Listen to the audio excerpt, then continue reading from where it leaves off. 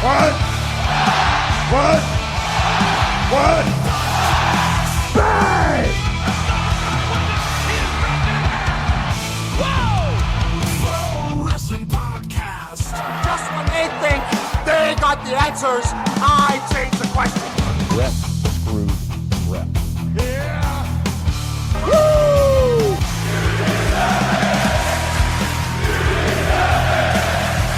Who are you to doubt El Dan? Because this guy's a serious professional. Can he do it? Unbelievable.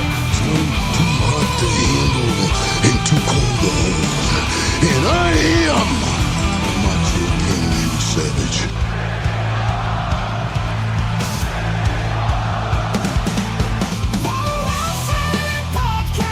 Shut your mouth, you thong-wearing fatty. I said WWE stands for... It's me, Austin. I will never retire. Promotional consideration paid for by the following. Hey y'all, Pro Wrestling Podcast listeners, welcome to the show where we don't sing it, we bring it. Help us out and click subscribe to show your support.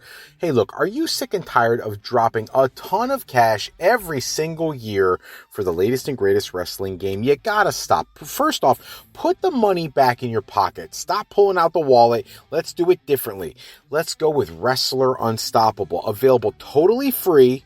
Online, all you got to do is go to their website at app.wrestlerunstoppable.com, where you can create a wrestler, sign contracts, get into storylines, headline PLEs, even build your own corporation from the ground up. I'm talking championships, divisions, match types, you name it. It's all included, totally free. app.wrestlerunstoppable.com. While you're there, look up Odin Maximus. That is my avatar. I'll be happy to help you get started in the game. In addition, if you're looking to become a member of the Pro Wrestling Podcast family, you want your name in the shout-outs. Here's the way you make that happen. First off, if you just want to get notified every time we put up content, become a Patreon member. Go to patreon.com/Pro Wrestling Podcast, sign up today, and it'll tell you every time we put something up. And that's at the free tier, but maybe you want the shout-out. If you want the shout-out, any monetary donation to the show will get you in the shout-outs. Now, if it's a one-time deal, I'll give you the shout-out. If it's a recurring monthly thing, I will shout you out in every single episode that I put out there, because that's what I think is necessary to help the people who help us. Helps us keep the lights on and doing this thing. Now, if you really want to get into the show, like you want to host with me, I would love that. There's a way to do that. $15 a month contributors get to co-host a show with myself. $7.50 a month get entered into a drawing to also co-host an episode with myself. Hello, everybody, and welcome to tonight's episode of the Fro Wrestling Podcast. I am Dr. Fro. If you've got questions, comments, something you want me to touch on in the future episode, the best way to communicate that with me is to go to our Fro Wrestling Sound Off line, 267-642-1160, and I will get to those questions, comments, or concerns in a future episode. Tonight we are talking WWE Monday Netflix Raw, as well as some other tidbits and doodads about what we're seeing on Raw.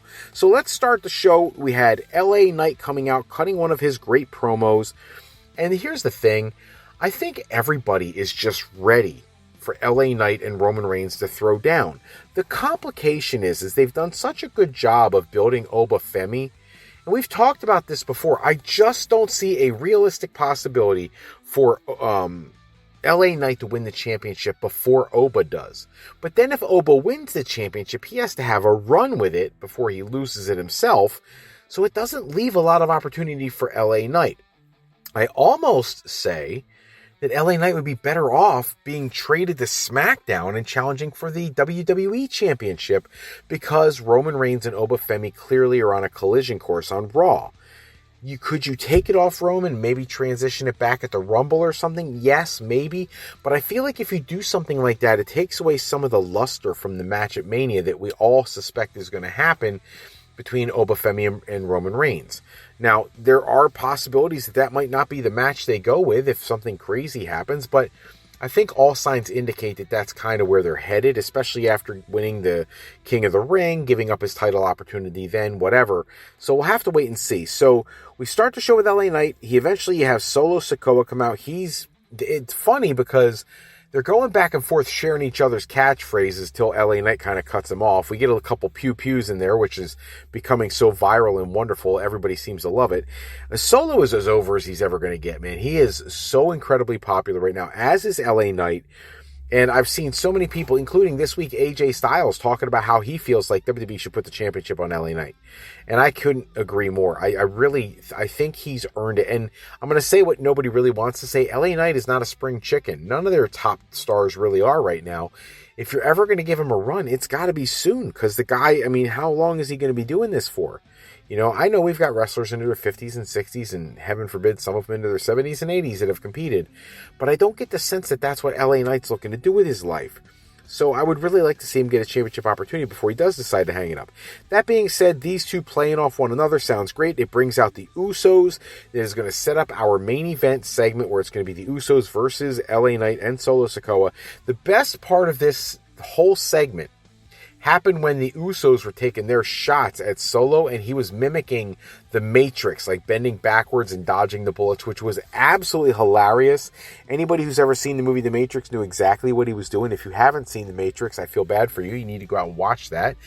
Classic, incredible sci-fi flick. Check it out. Especially since we're living in the Matrix ourselves. That being said, solid start to the show. I enjoyed it. From there, we get Stephanie Vacquer and Roxanne Perez. Here's the thing. This is bittersweet because obviously you have to build Stephanie Vacquer because she's going to challenge for the championship in short order. But I'm so tired of Roxanne being treated like a second-tier performer.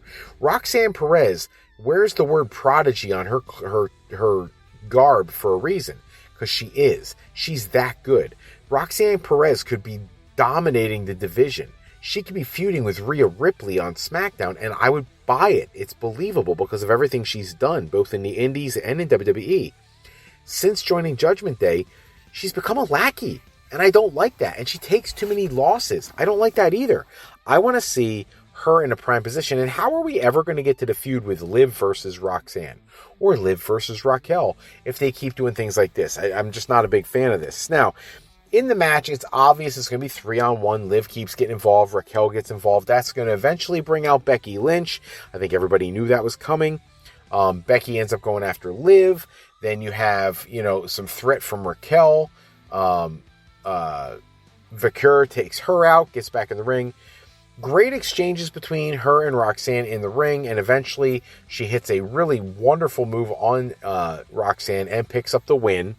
Becky sliding into the ring, and they have like another one of their face-offs where it's obvious Vacquer does not want her help, but Becky tells her it's like the second time I've done this for you. There's not going to be a third kind of thing. Obviously, it's leading to something big between the two of them. The question really boils down to, are they going to make this a one-on-one endeavor between Liv and Vacquer? Are they going to do one-on-one Liv and Becky? Are they going to do a triple threat with all three of them? Are they going to take the title off of Liv and have then Becky and Vacquer go at it? I don't know. Any scenario I just mentioned are all solid. But I think at this point, Liv has been essentially degraded in value so much that I feel like you have to do something of substance with her to make her title reign mean anything. Right now, it's a colossal letdown, especially when you have not just her, but also Rhea Ripley on the shelf. So, not sure where they're going to go with this. I wouldn't be opposed to a three-way. I really think that'd be a great match, but we'll have to wait and see. From there, there's a segment in the back with Javon Evans, Rey Mysterio, and of course Dom and JD come in. They're complaining about Dom not being in the tournament. It leads to a whole thing where Javon ends up taking out Judgment Day, which was perfect. He showed a more aggressive side of his character, which I thought was very helpful.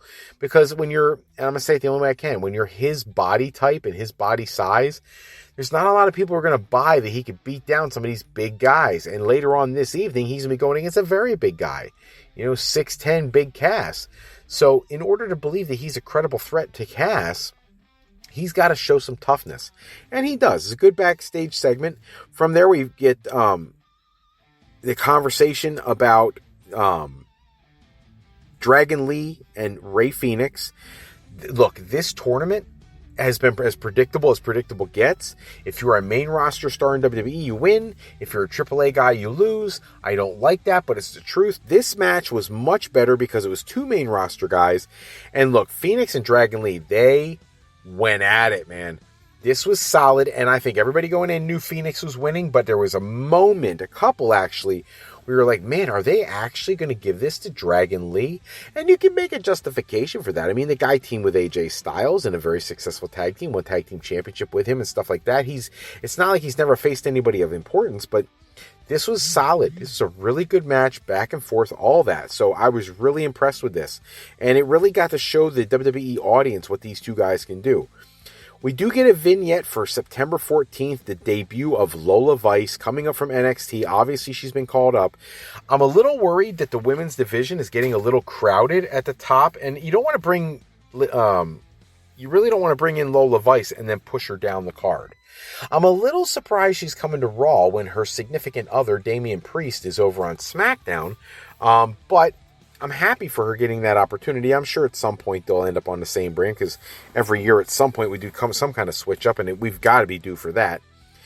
From there, we get the Oba Femi Braun Breaker contract signing. This was the best part of the show for me, with one possible exception we'll get to much later. Oba is not just some big, dumb, jacked up fool. This guy can cut a promo. This guy is a great speaker. I understand there's a little bit of a language thing, but generally speaking, he's a great speaker. I'm engaged every time he has anything to say. Braun felt a little more stage, choreographed, predetermined, whatever in his speech, and it was super, super generic. I wish they would have given him something more intelligent to say. My favorite part of the back and forth banter was when Oba Femi actually almost did a callback to Steiner Math, which I thought was hilarious. And if you know, you know, and if you don't, you're missing out, because that was awesome. Eventually, when Braun signs the contract, he gets up, puts the pen in the folder, walks it over, and then instead of giving it to Oba Femi, he tells Paul to sign it. His dad, he calls him his dad. Have your dad sign it for you, implying that Paul Heyman is representing Oba Femi. He ends up getting in Heyman's face and threatening him, telling him to sign it over and over and over again before he ends up blindsiding Oba with a shot. He and Oba end up exchanging blows. This was really good, both getting some really stiff shots. And they could have done a lot more here, but then Austin Theory comes in from behind and attacks Oba. So now Oba's fighting them both off. At one point, it looked like they were going to set him up for that super spear. And before it could hit, Oba kicked Braun in the face. And then he takes out Austin Theory, clotheslines Braun over the top rope. Then he hits the move on Theory through the table. Very good stuff. I enjoyed this. I'm glad they let them get physical before their match. I always think contract signings are completely worthless anyways. I mean, if Adam Pearce or Nick Aldis can just make a match official by saying it, why do we have to have a ceremonial contract signing? It's kind of ridiculous. You know it's going to be violence, and you're asking for it every single time. So it's kind of like giving away what you're going to be doing because there's no reason to do it. That being said, still love the segment. Thought everything about it was pretty good. We get the Big Cass Javon Evans match, which I'm a little upset, guys. I really am. I think Big Cass is an okay performer, but I think you're trying to establish Javon as a legit talent for the future. Paul Heyman saying recently on the Chris Van Vliet podcast that if they don't have Javon Evans as a top-tier talent in the next 5 to 6 months, then they've failed him. Well, I feel like they're failing him because they have him pick up a loss here clean to Big Cass. That's a problem for me, and I get it. Maybe you're looking to push Big Cass to the top of the card. I don't feel like he's getting the kind of reaction necessary to justify that kind of push, but maybe that's what Triple H is doing. Maybe we're building towards something that I can't see coming, but I was not a fan of Javon taking a loss. Now, after the match, J.D. McDonough and Dom Mysterio hit the ring. They lay out Javon even more, hit the frog splash off the turnbuckle. Obviously, this has to be resolved. Now, I understand, like, you're probably going to see in September, the championship change hands between Dom and El Grande Americano. Do they wait that long to have this feud play out? I don't know. But, or do you have Javon go to AAA and cost Dom Mysterio that AAA Mega Championship, and that way you could pay it off in WWE on Raw or whatever. But, solid stuff between Cass and Evans, I suppose, in terms of physicality. I just wish Evans would have won. We get a backstage segment with Sol Ruca, Io Sky, and eventually an intruding Lyra Valkyria who wants a shot at the Intercontinental Championship that Sol Ruca has won. Sol denies her. It looks very contentious. They do bring up Bayley's name again, and I know that we were talking earlier in the week. Dave Meltzer believes that if they're going to bring up Bayley, it means she must be coming back to WWE. Maybe she is. I don't know. I'm okay with it either way. I know some people really want her in AEW, but I just believe there's more meat on the bone still in WWE. Maybe someday AEW, but right now I don't think she has to rush it. I hope that if she does leave and goes to AEW, that she comes back someday and becomes a trainer and has a bigger position in the company. But we'll have to wait and see. But this was an interesting backstage segment. Nothing that really to write home about.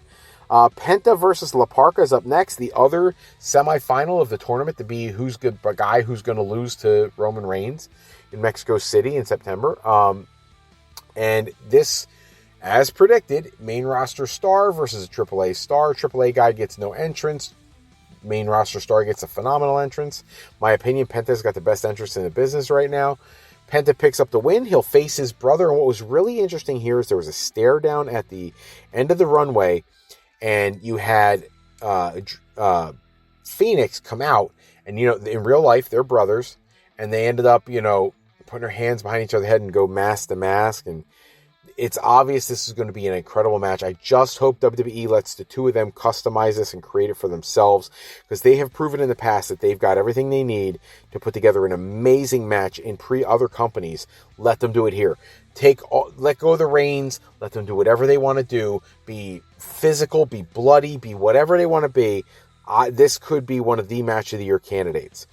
From there, Chad Gable, Ethan Page having their issue in the back. Ethan Page wants a title shot. Chad's not giving him one. He has to earn it, which you can already tell he's going to. What I don't love is this feels beyond mid-card, and I really wanted to see Chad Gable, with all that momentum coming out of his match with El Grande Americano, to really, really, really get a main-level push. And I love that he has the Intercontinental Championship, but I don't love that it still feels like there's so much more that he could do, and he's not. I would have liked for him to be in a feud with Braun Breaker. I've said that on a previous episode, but obviously they don't see the same thing I do in him, so we'll have to wait and see how it plays out. We do get notified that Liv Morgan will be defending the Women's Championship, the Women's World Heavyweight Championship, against Stephanie Vacquer. That'll be exciting. We'll finally get her second title defense in 100 days. It's about time. I suspect there'll be some interference there on both sides. I suspect we'll see Becky Lynch somehow get injected into this feud in a bigger way, leading to her opportunity at the championship. Or we see, Stephanie Vacquer, which gained that championship, and then her and Becky have their thing. I don't know. We'll have to wait and see how it plays out. But very solid stuff. And then we get to, I said earlier that there was something else that was my favorite part of the night. And that's the final part of the main event. The main event sees the Usos taking on Solo Sikoa and LA Knight. The match was a TV match. It's not a complaint, but it's also not giving them 5 stars. Obviously, it's not. What is amazing is the end of the match, when everybody is taking everybody out, and all of a sudden Royce Keys hits the ring and takes out people, and there's a throwdown on, and 2 other guys hit the ring who turn out. I mean, and here's the thing. If you don't watch NXT, you would have no idea who Bronco Nima and Lucian Price are. But they're in a tag team in NXT called OTM. The weird thing here, though, is that a few weeks ago on NXT, they kind of teased a breakup of these guys, and then...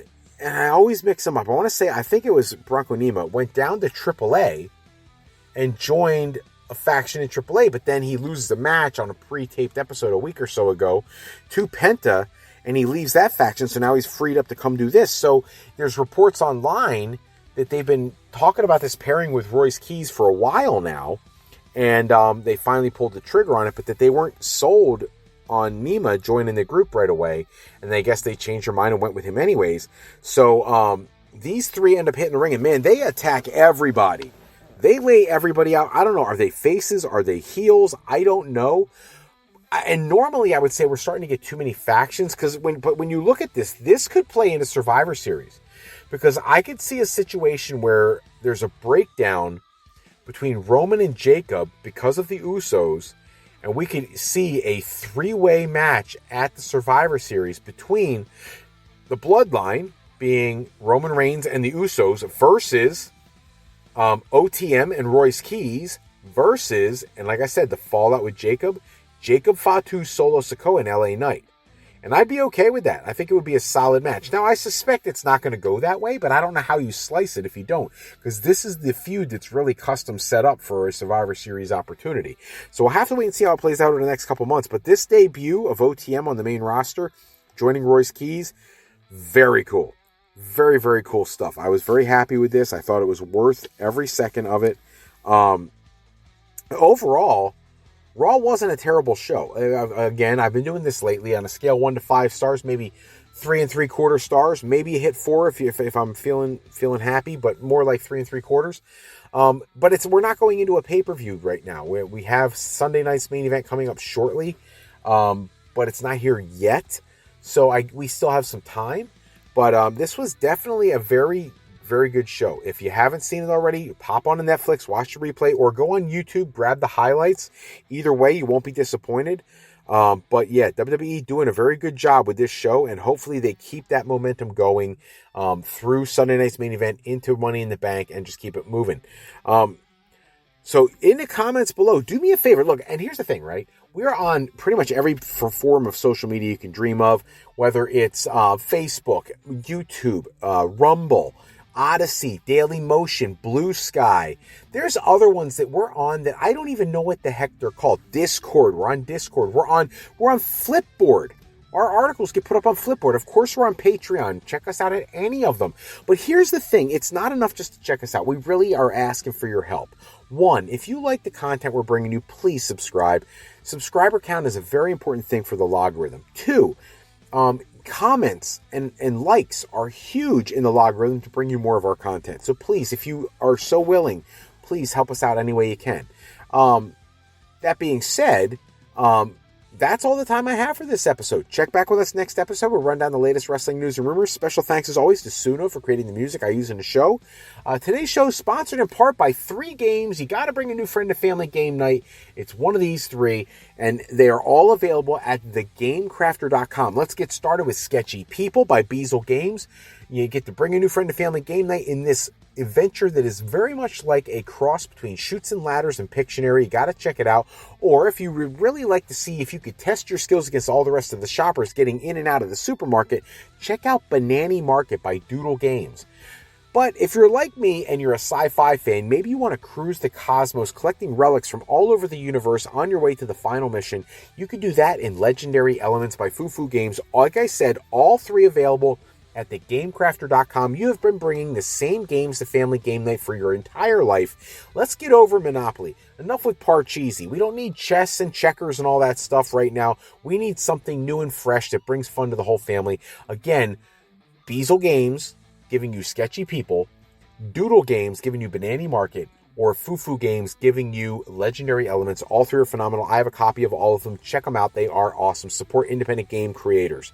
If you're looking for your next career move, you're considering college, university life, maybe you just need some formal training for your next career decision, go to my website at frolifeplanning.com for all your higher education needs, as Fro Life educational planning is for today, for tomorrow, and for life with Fro Life. I'm Fred Froelich, better known as Dr. Fro. I want to thank you for taking some time with us tonight. Until next time, take care, everybody. Have a great night.